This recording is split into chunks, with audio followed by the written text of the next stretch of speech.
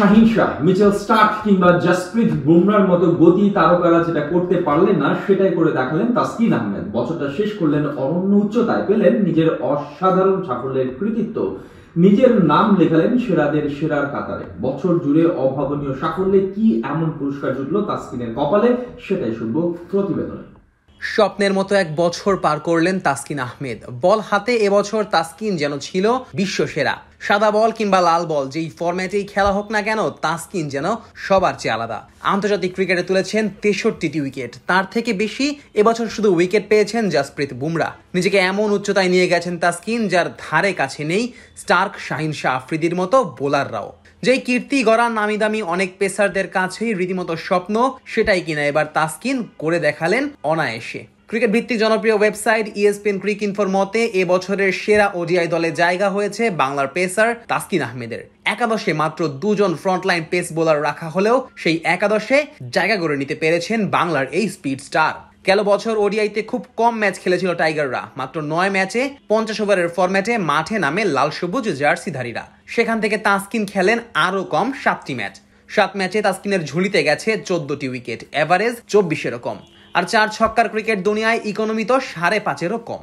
এমন অসাধারণ পারফরমেন্সের সুবাদে তাসকিনের জায়গা হয়েছে বছরের সেরা ওডিআই দলে। তাসকিনের সাথে এই দলের অন্য পেসার হিসেবে জায়গা হয়েছে পাকিস্তানের হারিস রৌফের। তাসকিন থেকে 1 উইকেট কম তুলেছেন হারিস। এদিকে ESPN ক্রিকইনফোর এই একাদশে ওপেনার হিসেবে জায়গা হয়েছে পাথম নিসাঙ্কা ও রহমানুল্লাহ গুরবাজের। সাদা বলের এই ফরম্যাটে বছরটা স্বপ্নের মতো কেটেছে এই দুই ব্যাটারের। নিসাঙ্কা প্রায় 63 এভারেজে রান করেছেন 694, আর গুরবাজের ব্যাটে এসেছে 48.2 এভারেজে 531 রান।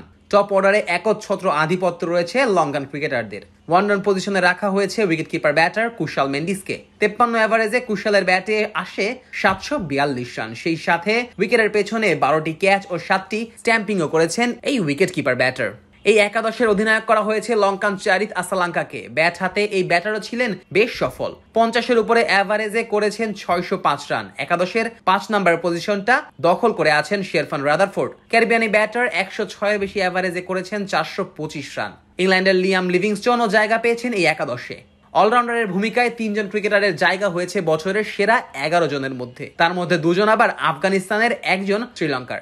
আফগানদের থেকে এই তালিকায় আছেন আজমাতুল্লাহ ওমরজাই, ব্যাট হাতে যার সময়টা বেশ দারুণ কেটেছে এই বছর। সেই সাথে আরো আছেন মোহাম্মদ নবী, 410 রান করার পাশাপাশি বল হাতেও তুলেছেন 10টি উইকেট। আর স্পিন আক্রমণে নেতৃত্ব দেবেন ওয়ানিন্দু হাসারাঙ্গা। এবছরে এই লেগই তুলেছেন 26টি উইকেট, আর তাতেই বছরের সেরা একাদশে জায়গা হয়ে গেছে এই অলরাউন্ডারের।